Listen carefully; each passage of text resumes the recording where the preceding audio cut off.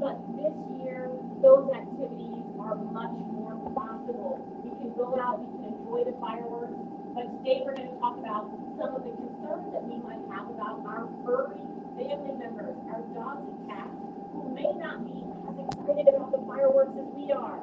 We would love to have all of our family members, including our pets, out there with us watching those fireworks, but I want you to start thinking about questions that you might have about the weekend. I'm going to tell you some tips and tricks for the weekend to try to keep your pets safe.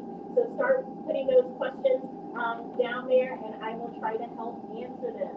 So fireworks, again, like I mentioned, can be very stressful for some animals. They are not always excited about the loud noises and the sights and the sounds. For some animals, it's extremely stressful. For some animals, it can be so stressful that they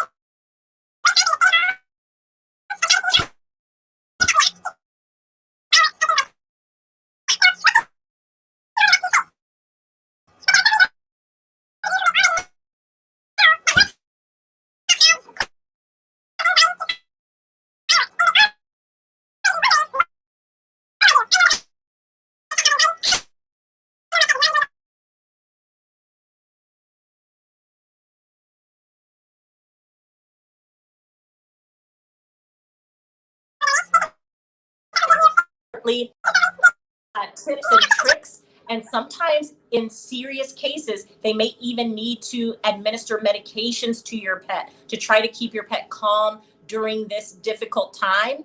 And so if you've had time, it's always a great idea to follow up with your family veterinarian and say, I know my pet has anxiety, you know my pet has anxiety, what do you think are the best treatments for this holiday weekend? And it's not only good for 4th of July weekend, New Year's is just around the corner. A lot of these tips and tricks can be used for New Year's as well, whenever there's going to be fireworks displays. So one of the things I'd like to talk to you about is if your pet is going to be at home, one of the things that might be good for him or her is to be enclosed in a quiet room, maybe even in a crate or kennel.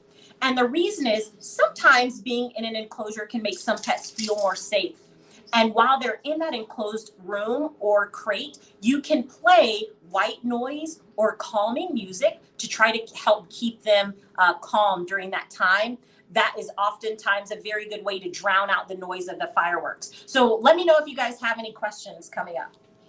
So can you go over the tips and tricks again, Dr. Westbrook? We had a little bit, the audio we apologize, was a little bit high speed, but we are good to go now. If you want to, we want to make sure everybody gets those tips and tricks. Absolutely. So let's go over a few quick tips and tricks for the holiday weekend. The first thing, if you are unsure whether your pet has anxiety as it relates to fireworks, this might be a good year to try to spend some time at home. Have maybe a small gathering with just immediate family or a few friends and enjoy the fireworks from the TV. Try to stay home with your pet, because the last thing you want is to go out thinking you're going to have a good time, and then you come home and you realize your pet who has been at home has had a very stressful reaction to the fireworks. So if this is your first 4th of July or your first time having a pet when there's fireworks displays, maybe consider staying home with your pet this year and trying to determine whether or not your pet is going to have anxiety. We have our first question from Kristen. She has a question about thunder shirts when that fireworks start popping. Yes. So one of the techniques to try to help keep your anxious pet calm is to put on what we call a thunder shirt. A thunder shirt is a product that you can buy online or sometimes at your local pet store. And it's a tight fitting kind of like a t-shirt that can help your pet feel calm, as if they're getting a nice hug. This works well for many pets in times of anxiety, and it's certainly something that you can try. So in addition to things like thunder shirts, if you don't have a thunder shirt, you can also try a tight fitting t-shirt that maybe you have from one of your children, or maybe one of your t-shirts or sweaters that might fit your dog. That may work in the same way. So again, stay home with your pet if you're not sure. Number 2, maybe try a tight fitting t-shirt or a thunder shirt. Okay, we've got a question from Shelly. She wants to know, she just adopted a puppy and has no idea if she hasn't had thunder, she hasn't had done fireworks. So should she be worried about this right now? I think it is concerning. And so again, if this is your first time with your pet and you don't know how they react to loud noises like fireworks or even thunder and lightning, this is a good year to spend that time at home. Have a small gathering at home with family, a few friends, maybe watch fireworks on the television. This will give you a good idea about how your pet reacts to those situations without having to leave them and not know until you return. All right. Ingrid says she's planning on giving her dogs CBD, and she wants to know how much she should give them, or how far in advance should she give them. Yes, that's a great question. I would say please contact your veterinarians for those specifics. The reason is some of these medications can depend on the animal, the size of the animal, how they've reacted to these medications in the past. And so it's too difficult, maybe unsafe for me to say for sure how much you should give. I really would rather you follow up with your family veterinarian, someone who knows your pet and can see your pet and can give you those proper dosages so that we don't have any complications. And the same goes for other medications. So there's other medications that veterinarians may prescribe to your pet to help keep them calm during these times. And they're over-the-counter medications like Benadryl or melatonin, a sleep aid. These things can be helpful, but again, it depends on the type of pet that you have, how big they are, or how small they are, and I would want you to make sure you're giving those things very safely. They even make some chews that you can get over the counter at PetSmart or Petco. These are calming chews. They have melatonin in them. Melatonin is a sleep aid, a calming aid, and sometimes these can help with your pet if you give them just about 30 minutes before the excitement starts happening. So Joe wants to know, can she give her pet, what was that she wanted to give her?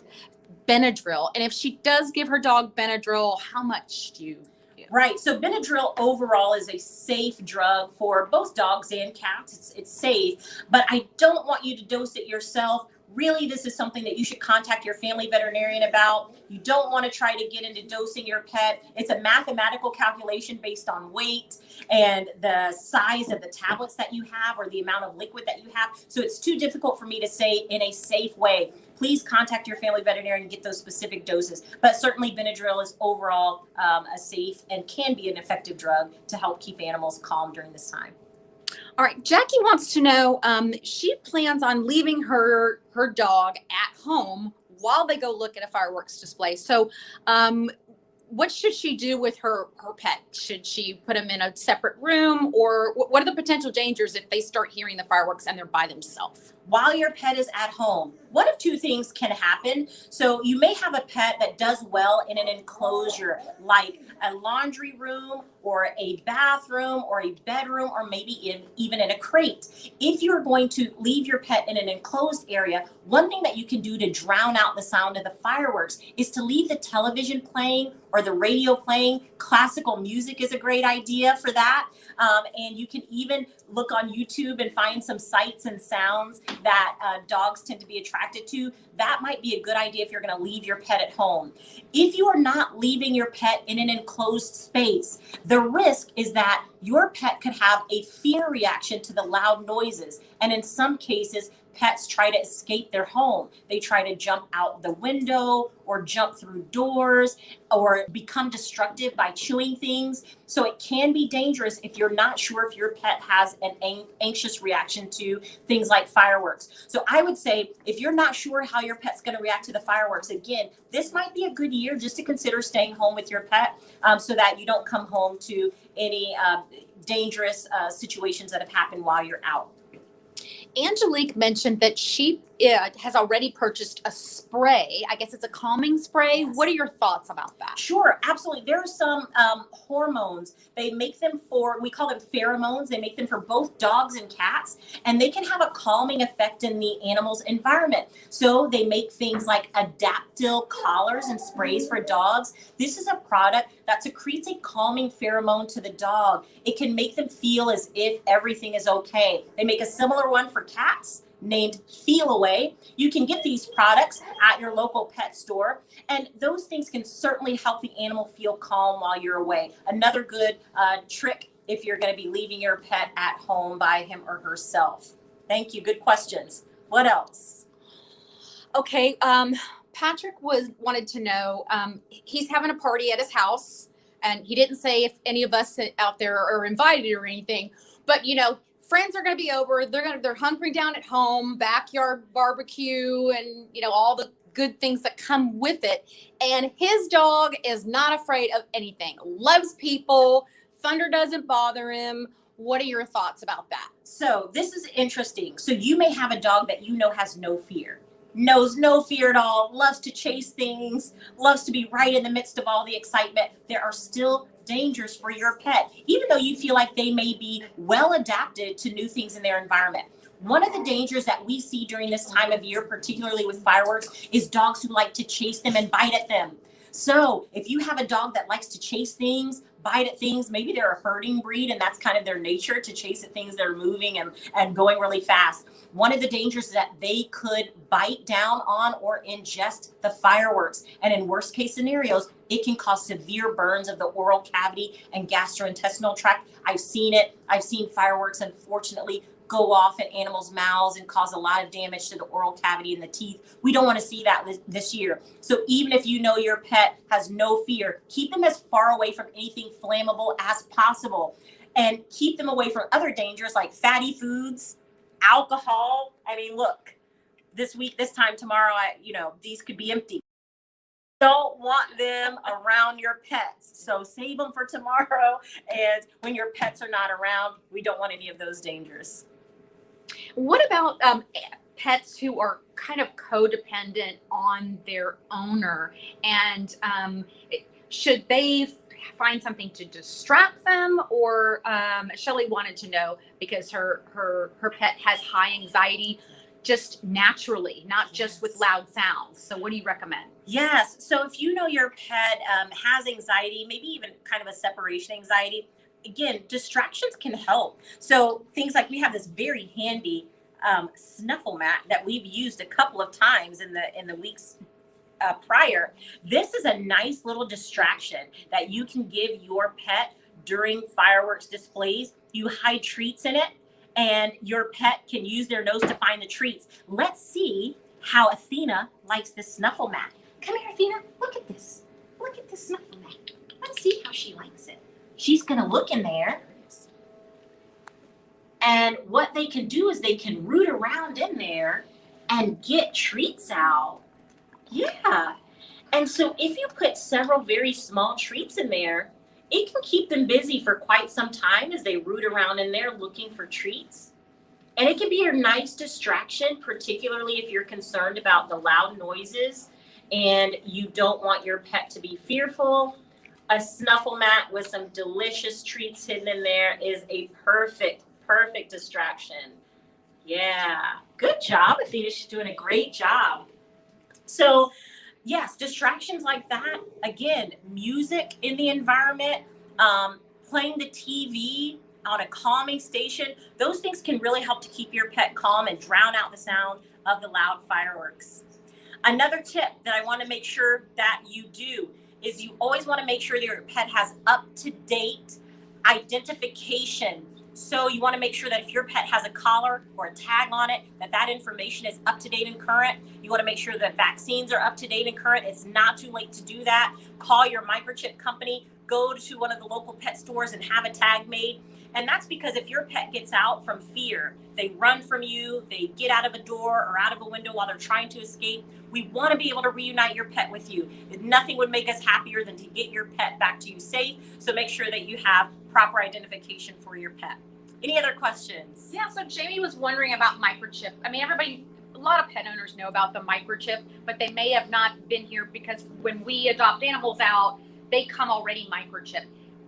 Is it a large chip? Is it like what is a microchip actually? Great question. So, in these upcoming weeks, I'm going to make sure I show you guys a microchip. So come back and join us in the following weeks and we'll talk more in detail about it. But a microchip is a little electronic chip about the size of a grain of rice. So not very big at all. And it's given just under the skin in your pet, just under the skin on the back of the neck, usually between the shoulder blades. And what that chip allows us to do is if your pet gets lost and winds up at a veterinary hospital or an animal shelter, we can detect that microchip using a universal microchip scanner. So we have a little wand that we're able to wave over your pet. It will pick up the microchip signal, and that microchip can be traced back to you. It'll have your phone number and your information so that we can let you know we have your pet. And so it's a really good permanent way to identify your pet and help them be reunited to you whenever they get out and get lost. Thanks. Good question. What else? So Stacy wants to ask, she does keep her pet outdoors.